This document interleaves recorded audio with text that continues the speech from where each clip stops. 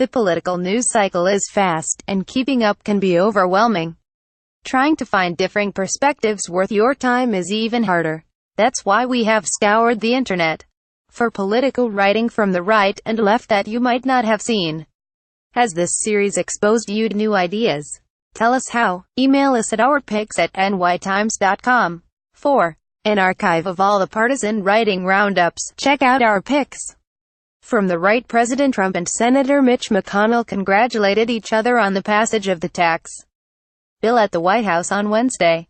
Doug Mills, the New York Times. President Trump with Senate Majority Leader Mitch McConnell of Kentucky, along with Senate and House GOP members during a tax reform victory event on the South Lawn of the White House, Wednesday, December 20, 2017.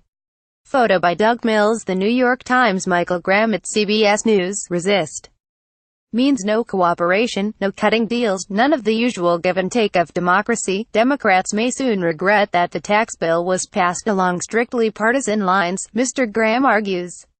He contrasts the tax bill with the passage of Obamacare, which he writes was a fundamental shift in how our government treated health care, not a dispute over details.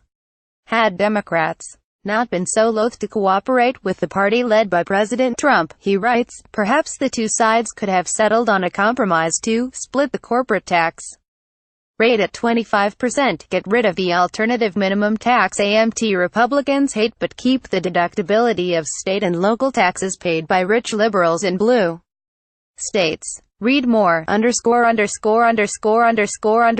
Kevin D. Williamson in National Review. Republicans have had their spoonful of sugar. Time for the medicine. Mr. Williamson describes the tax cuts enacted by Republicans as a dessert-first approach to fiscal policy. Now, he says, they must begin the hard work of closing the deficit gap exacerbated by the cuts. Any claim that the cuts will pay for themselves, he writes, a free lunch fantasy. Read more. James Pearson in American Greatness. To survive in a competitive universe, blue state governors and legislatures may have little choice but to reduce taxes and pare back public services and public employment. In other words, to abandon the blue state model. For Mr. Pearson, there is an added benefit to the new tax bill. By limiting the deductions taxpayers can take for local and state taxes, the new structure will punish highly taxed states and accelerate the demise of the blue state model. A model, he argues, that has been too generous to public employee unions. Read more. From the left, Senator Chuck Schumer of New York and Representative Nancy Pelosi of California, the Senate and House minority leaders, held a news conference to condemn the tax bill on Wednesday. Al Drago for the New York Times. Richard Kim in The Nation. What the party line vote revealed is that the Republican caucus is entirely insulated from the normal populist considerations that ought to prevail in a functioning democracy.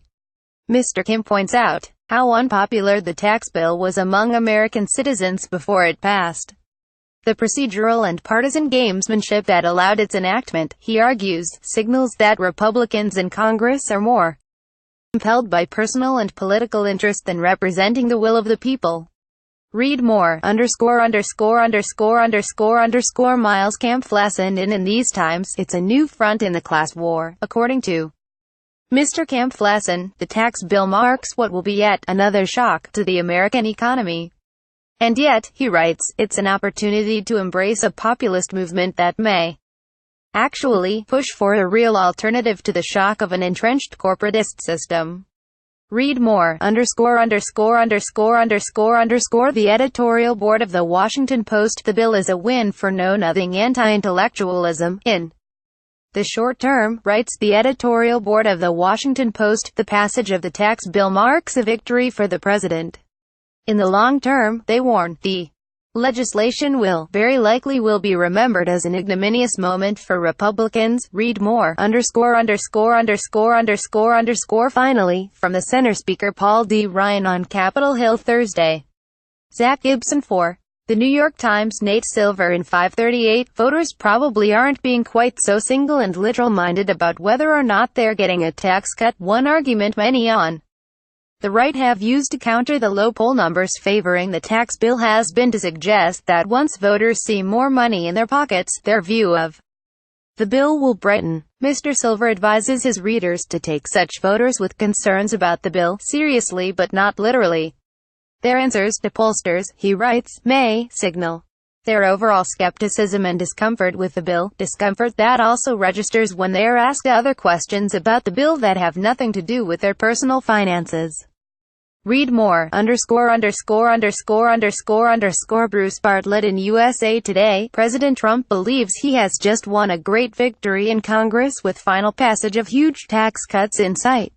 He should not be so cheerful. It could mark the beginning of the end for him and his party. Mr. Bartlett, an independent who was formerly a Republican, warns Mr. Trump not to be so cheerful about the passage of his signature legislative victory for the year. Now that he has signed a tax bill and appointed a number of conservative federal judges, the Republican Party may have found that this president is expendable. Read more, Want the partisan writing roundup in your inbox? Sign up for the morning briefing newsletter or the What We're Reading newsletter. Have thoughts about this collection? Email feedback to ourpicks@nytimes.com. Follow Anna Dubenko on Twitter @AnnaDubenko.